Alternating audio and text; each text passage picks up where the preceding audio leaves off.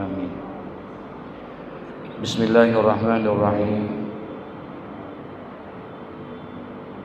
Alhamdulillahi rabbil alamin. Wassalatu wassalamu ala asyrafil anbiya'i wal mursalin Sayyidina wa habibina wa syafi'ina wa maulana Muhammadin wa ala alihi wa sahbihi ajma'in.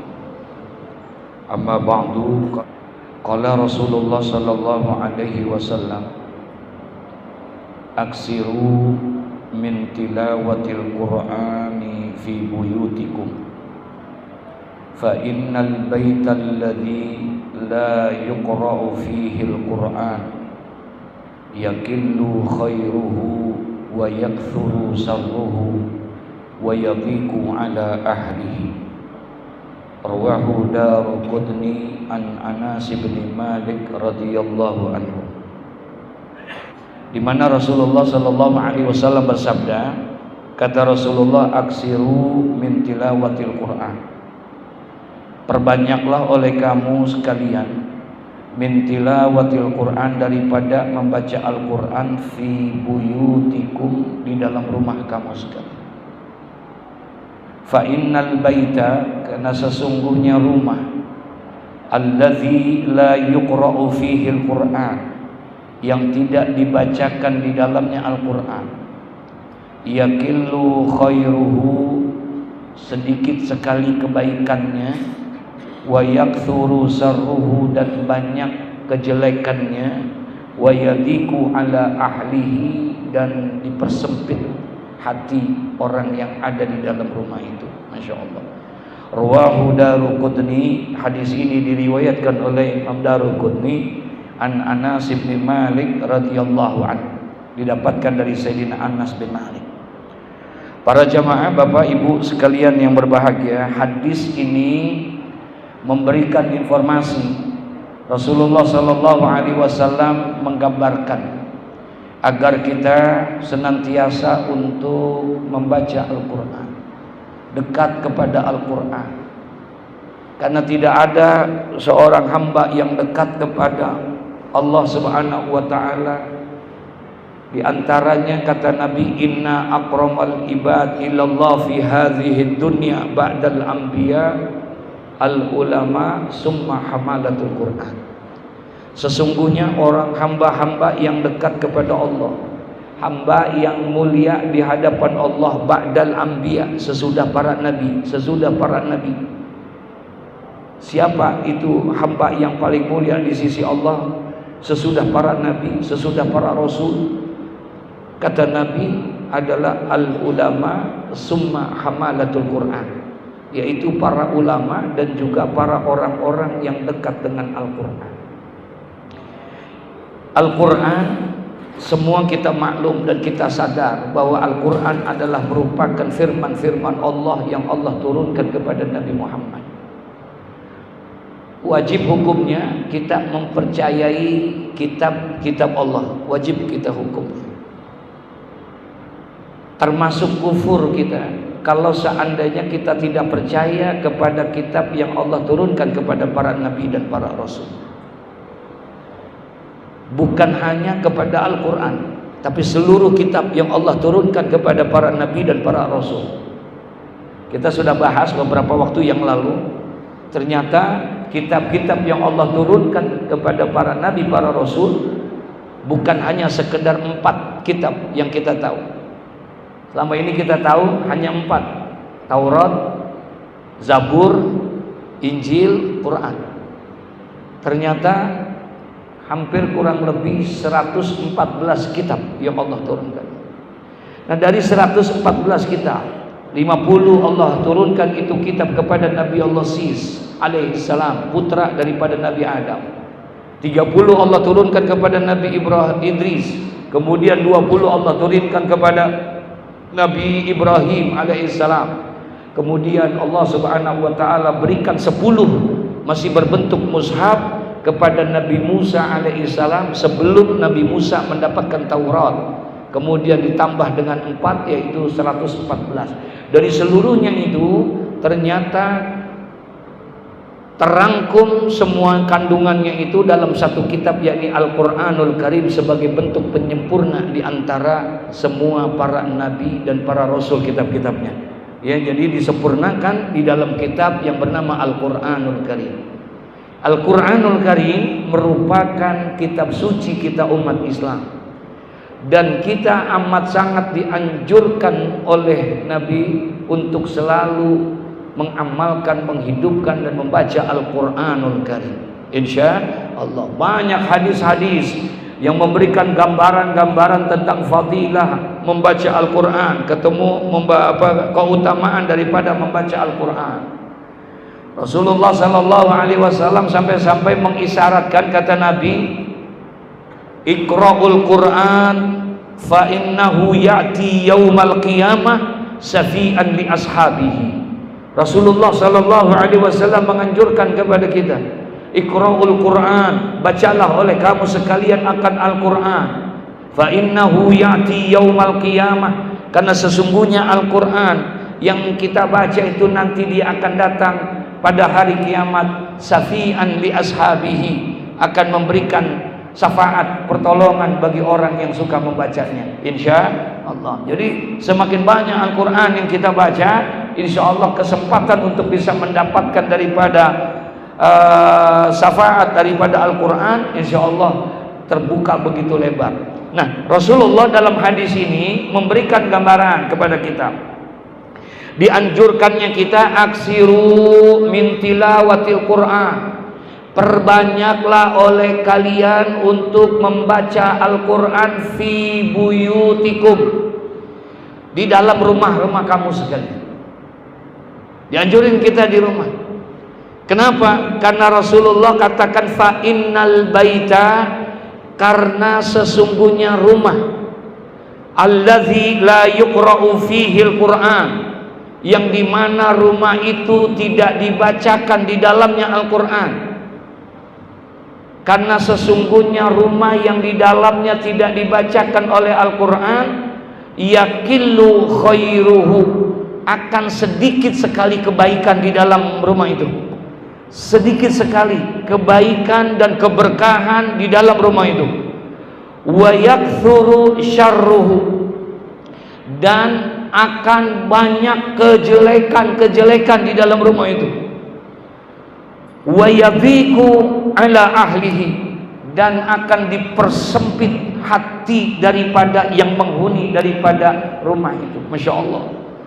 Jadi kalau seandainya ya kita merasakan dalam perjalanan hidup kita ini, di rumah kita sedikit sekali kebaikan, salat berjamaah tidak pernah ada di rumah, kemudian silaturahmi orang lain apalagi saudara pun tidak datang ke rumah, tidak ada kebaikan-kebaikan di dalam rumah kita, padahal rumah kita megah, mewah, bagus, berlantai 2, bahkan luas kita punya, tapi ternyata tidak ada kebaikan-kebaikan di dalamnya. Mungkin salah satu di antaranya, kata Nabi Muhammad, adalah fa innal baita allazi la yuqra'ul Qur'an fihi, karena tidak dibacakan di dalamnya apa? Al-Qur'anul Karim. Enggak ada Al-Qur'an di dalam rumah itu, sehingga akhirnya aura rumah itu amat sangat tidak baik di dalam rumah. Tidak ada keberkahan, Masya Allah. Padahal rumahnya megah, mewah, kerjanya juga luar biasa, uang, jatah, gaji dan lain sebagainya besar, tapi tidak ada keberkahan di dalam rumah itu. Ya, tidak ada kebaikan di dalam rumah itu. Bahkan wa yadhiqu ala ahlihi, sempit hati daripada penghuni daripada rumah itu. Sempit, tidak ada keberkahan. Maaf, suami istri tidak pernah ada ketentraman di antara mereka. Anak-anak selalu berbuat saja ulah yang selalu membuat kesal orang tuanya, membuat kesal ayahnya, membuat kesal ibunya. Padahal semuanya ada, semuanya lengkap di rumahnya, tapi ternyata dia tidak mendapatkan. Kenapa? Salah satu di antaranya mungkin karena tidak pernah dibacakan apa? Al-Quranul Karim. Jauh sama Al-Quranul Karim. Padahal dalam lain hadis Rasulullah pernah mengatakan nawiru buyutakum bitilawatil Quran. Terangi rumah tangga kalian itu dengan apa? Al-Quran. Terangi rumah tangga kalian dengan Al-Quran. Terangi. Pantas kalau seandainya tidak pernah bersyukur kita, kalau mendapatkan nikmat tidak pernah sabar kita, karena memang hati kita sempit, tidak ada cahaya, gelap hati kita. Masya Allah. Hujjatul Islam Abu Hamid Al-Ghazali, beliau mengisyaratkan itu, hati itu macam-macam, Pak. Ada hati yang lembut, ada hati yang gelap, ada hati yang keras, bahkan ada hati yang mati. Masya Allah. Ada hati yang lembut, yakni qalbul layyin, hati yang lembut, hati yang memang gampang sekali diajak untuk kebaikan. Bersyukur kita kalau punya hati yang lembut, ya. Tergerak saja kita dengan kebaikan-kebaikan, dengan suara azan tergugah kita, dengar ada orang baca Quran, hati kita tergerak, hati kita tambah keimanan kita, dengar orang berzikir, dengan orang diajak kita berbuat kebaikan, semua Allah berikan itu kepada hati-hati yang lembut. Yang kedua, ada hati yang gelap. Nah, ini dia, ada hati yang gelap. Ini kita terang, Masya Allah, Alhamdulillah. Jadi kita bisa lihat, oh itu pintu, oh itu jendela, oh itu laki, oh itu perempuan, ini hijau, itu kuning, ini putih, dan lain sebagainya. Kelihatan sama kita. Kenapa? Terang, ada cahaya yang menerangi kita. Tapi kalau gelap, apalagi gelapnya gelap gulita, kita tidak akan bisa bedain mana merah, mana kuning, mana hijau, mana putih. Betul? Kenapa? Karena gelap. Gelap yang sangat gelap gulita itu membuat kita tidak bisa mana pintu, mana jendela, kita nggak tahu karena saking gelapnya. Itu kalau seandainya gelap secara duniawiyah, bagaimana kalau seandainya gelap hati kita? Bukan hanya tidak bisa bedakan mana merah, mana putih, mana hijau, mana kuning, bahkan kalau hati yang gelap itu bisa jadi dia tidak bisa bedakan mana yang halal, mana yang haram, mana yang boleh, mana yang tidak boleh. Dalam perjalanannya gelap hatinya, perlu cahaya, dan salah satu di antara cahaya itu adalah Al-Quranul Karim. Insya Allah. Tapi ternyata Al-Quran ini, saya yakin semuanya yang hadir di sini, Bapak Ibu sekalian, percaya bahwa Al-Quran itu adalah kitab suci kita. Percaya tidak? Yakin nggak kalau Al-Quran kitab suci kita? Yakin kita, saya yakin. Seharusnya bagaimana hubungan kita dengan kitab suci, kitab yang kita muliakan, kitab yang sebagai pandangan hidup kita, petunjuk hidup kita, Al-Quran. Tapi ternyata dalam realita kehidupannya, maaf beribu maaf, terlalu jauh kita sama Al-Quranul Karim. Betul?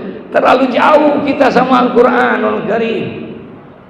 Masya Allah, saking jauhnya, jangan lagi bacanya, jangan lagi membaca Al-Quran, jangan lagi menyentuh Al-Quran. Melihat Al-Quran pun juga mungkin jarang sekali kita, ya, ngelihat Al-Quran. Jangan lagi kita memegang, menyentuh, apalagi membacanya. Ngelihat Quran dalam seminggu ini kita bisa hitung, Masya Allah, ya. Padahal an-nadharu fil mushaf ibadah. Memandang kepada Al-Quran adalah ibadah. Memandang Al-Quran ibadah. Kata Nabi dalam satu hadis, an-nadharu fi arba'i asa ibadah.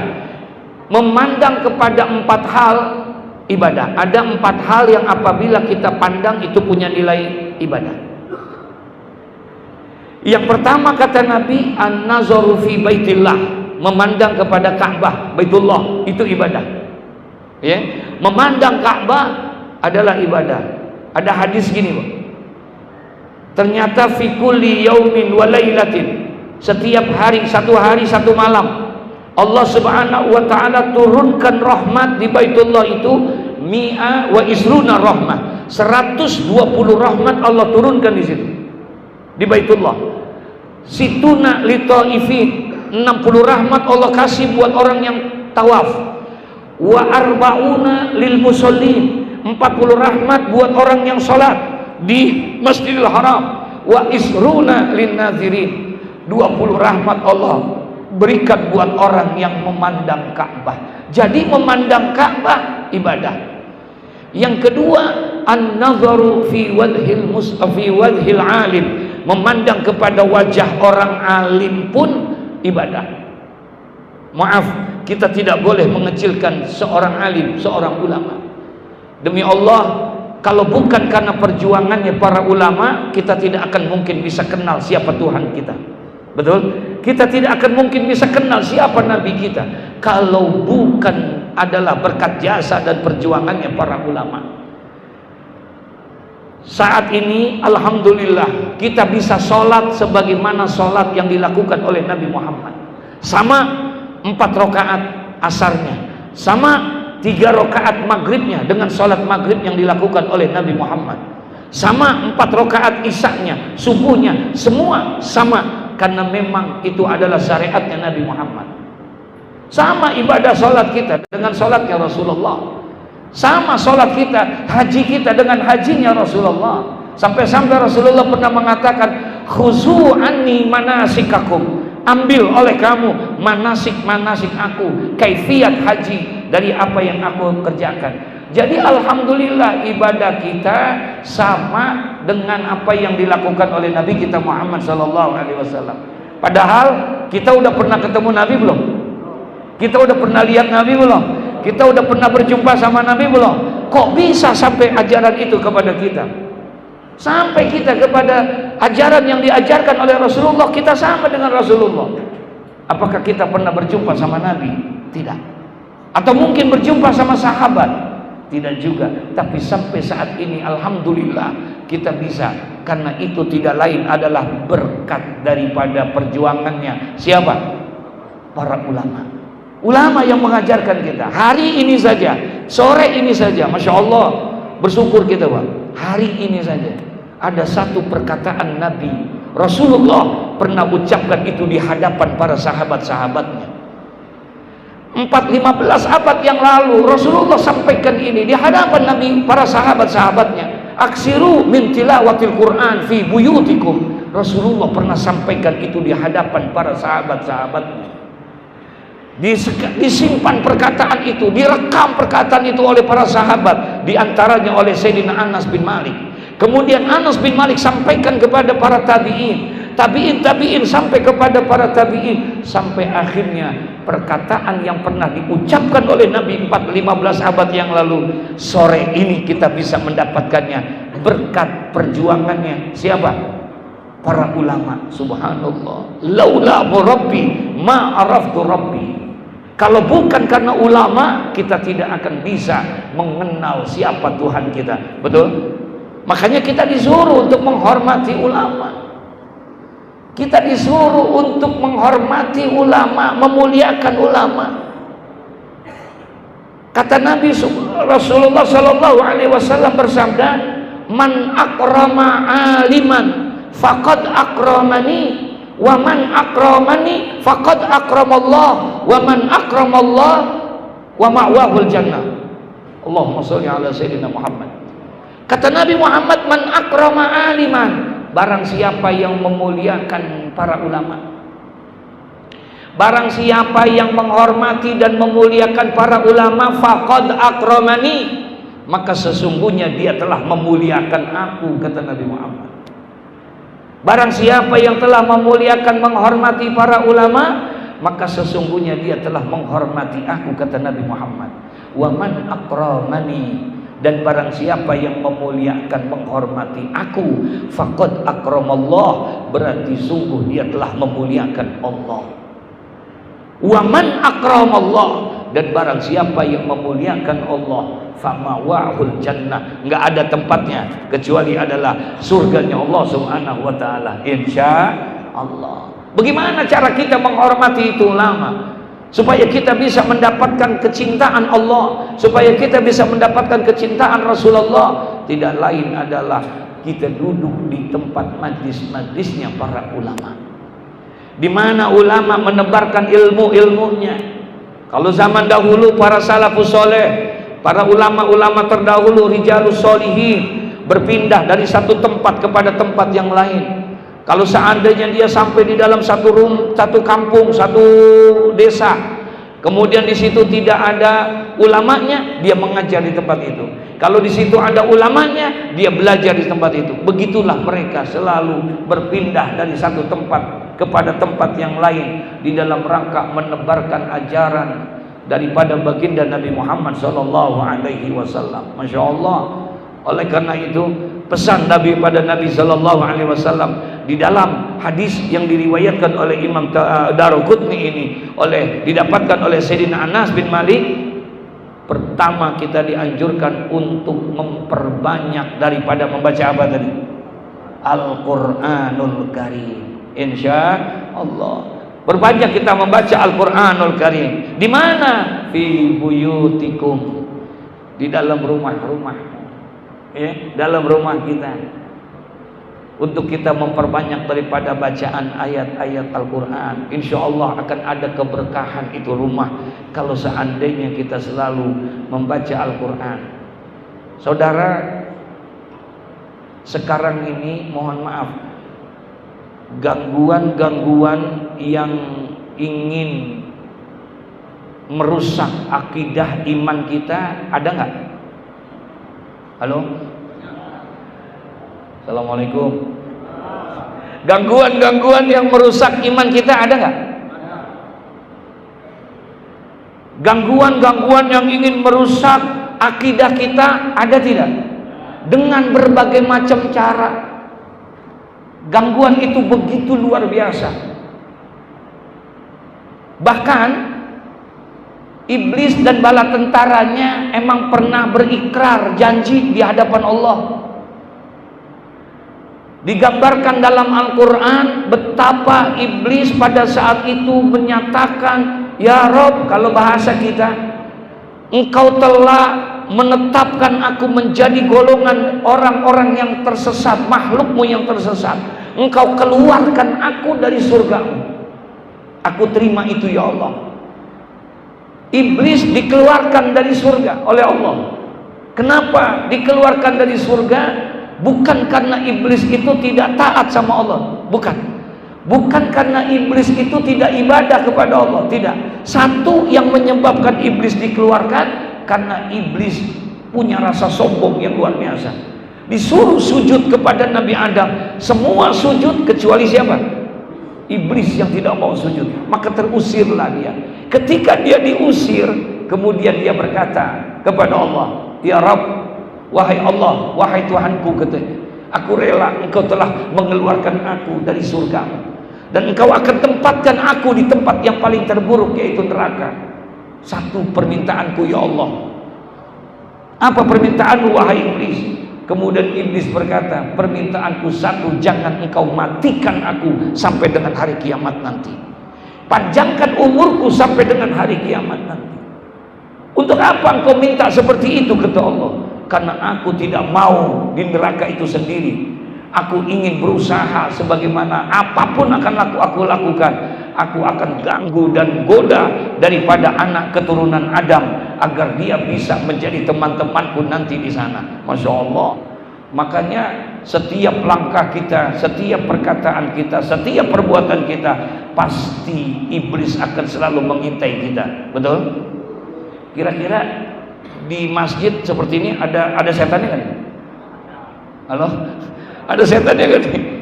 Hah? Gedean di sini setannya. Betul ya? Iya, beratan di sini setannya. Masya Allah. Kalau yang di luar sana sih nggak digangguin sama iblis. Itu yang digangguin yang sembahyang tuh. Itu yang digangguin yang ngaji. Kalau yang kagak sembahyang digangguin nggak? Hah? Yang kagak sembahyang digangguin nggak?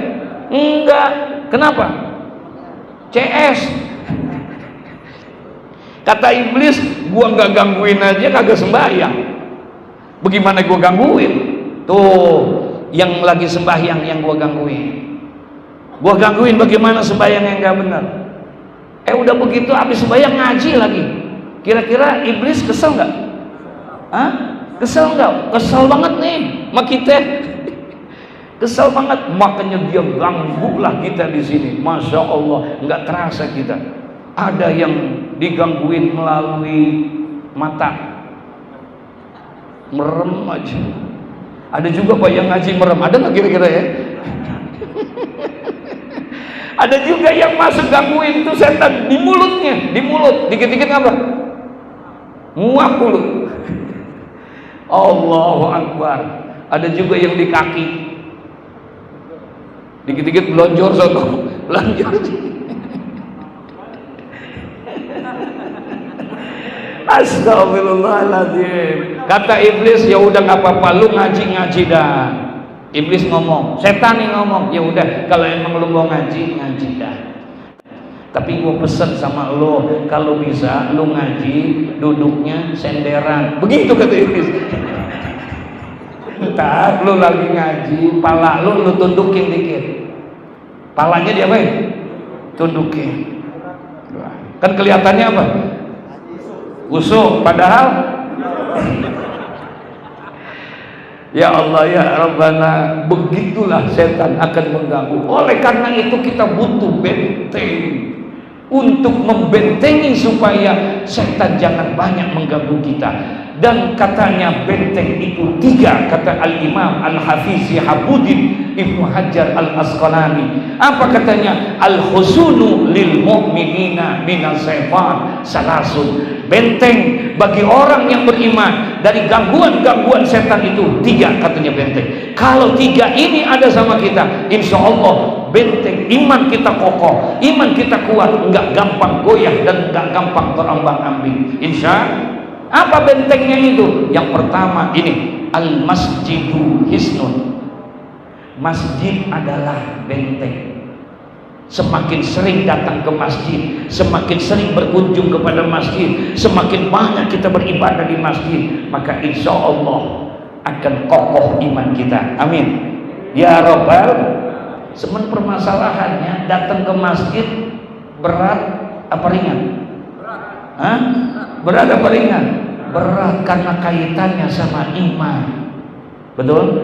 Kaitannya sama iman. Dijamin Pak, barang siapa yang melihat orang datang ke masjid, apabila kamu melihat ada orang datang berkunjung kepada masjid, Nabi yang mengatakan, kata Nabi, apabila kamu melihat ada orang yang datang ke masjid, fashadu lahu bil iman, saksikanlah bahwa orang itu adalah orang yang beriman.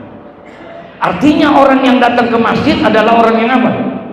Beriman. Berat. Makanya jangan heran, ada orang di rumah, di komplek, di kampung, rumahnya deket sama masjid 20-30 meter, kagak sampai-sampai. Ada nggak yang begitu? Ada nggak? Banyak. Mana orangnya?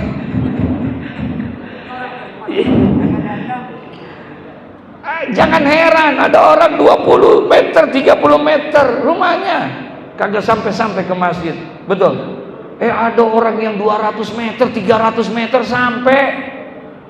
Malah kadang-kadang jalannya juga tersendat-sendat, sakit dia. Subuh masih gelap dia jalan, masya Allah, masya Allah. Tuh beratnya masuk ke masjid. Makanya kata Nabi, al-husunu lil mu'minina minas syaitan, al-masjidu hisnun. Benteng yang pertama daripada gangguan setan bagi orang yang beriman adalah masjid. Semakin sering dia ke masjid, insya Allah imannya akan semakin kokoh. Insya. Yang kedua, apa bentengnya itu buat kita orang yang beriman, supaya iman kita ini kokoh kuat?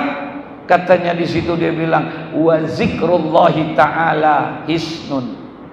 Berzikir kepada Allah juga adalah benteng. Semakin banyak kita berzikir kepada Allah, maka akan semakin kokoh iman kita. Amin ya Rabbal alamin. Semakin zikir kita banyak, maka insya Allah semakin banyak zikir kita, semakin kuat keimanan kita. Makanya Nabi pernah pesan, kata Nabi, jadidu imanakum, perbaharuilah iman kamu sekalian, perbaharui imanmu sekalian.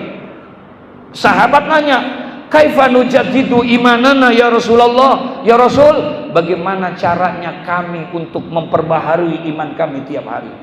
Bagaimana caranya ya Rasulullah supaya kami bisa mengokohkan iman kami? Apa kata Nabi Muhammad? Biqauli la ilaha illallah. Perbanyaklah oleh kamu membaca la ilaha illallah. Semakin banyak la ilaha illallah yang kita baca, maka semakin kokoh iman kita. Kalau iman malaikat stabil, dia selalu stabil dari sejak pertama diciptakan sampai hari kiamat. Iman malaikat nggak pernah berubah. Makanya dikatakan la yazidu wa la yanqus. Nggak pernah naik, nggak pernah turun. Nih imannya siapa? Imannya siapa? Imannya malaikat. Nggak pernah naik, nggak pernah turun. Imannya malaikat. Iman kita juga bukan imannya para nabi, para rasul. Kalau imannya nabi naik, nggak pernah turun. Yazidu wala yanqus, naik terus, nggak pernah diuji kayak apapun para nabi, para rasul. Imannya selalu naik ke atas. Tuh, masya Allah. Iman kita bukan imannya malaikat yang la yazidu wala yanqus. Imannya kita juga bukan imannya para nabi, para rasul yang yazidu wala yanqus. Imannya manusia yazidu wa yanqus. Kadang-kadang naik, kadang-kadang turun. Imannya siapa? Hah? Yang ketiga katanya benteng buat iman kita agar kokoh, katanya wa qiraatul Quran hisnun. Membaca Al-Quran juga adalah benteng. Insya. Jadi kalau sekarang ini iman kita gampang goyang, gampang terombang-ambing, pantas nggak? Pantas nggak? Kenapa? Ke masjidnya, zikirnya, baca Qurannya, siapa? Halo? Astagfirullahaladzim. Nggak perlu kita menyalahkan istri kita. Kita nggak perlu salahkan anak-anak kita. Kita nggak perlu salahkan tetangga, kawan dan kerabat kita. Nggak perlu kita salahkan pimpinan kita. Nggak perlu kita salahkan karyawan kita. Nggak perlu kita salahkan dagangan kita, jabatan kita, kedudukan kita. Enggak, tapi kita introspeksi kepada diri kita. Ini semua karena memang jarangnya kita ke masjid. Betul? Jarangnya kita berzikir kepada Allah. Jarangnya kita untuk membaca Al-Quran. Pantas kalau iman kita gampang goyah. Sudah dikasih gambaran, ayo perkokoh iman kita supaya kuat ini rumah kita. Terangilah rumah itu dengan apa? Al-Quranul Karim. Insya. Mudah-mudahan satu hadis ini manfaat buat kita. Amin ya Rabbal. Al-Fatihah. A'udzubillah. Sallallahu alaihi wasallam.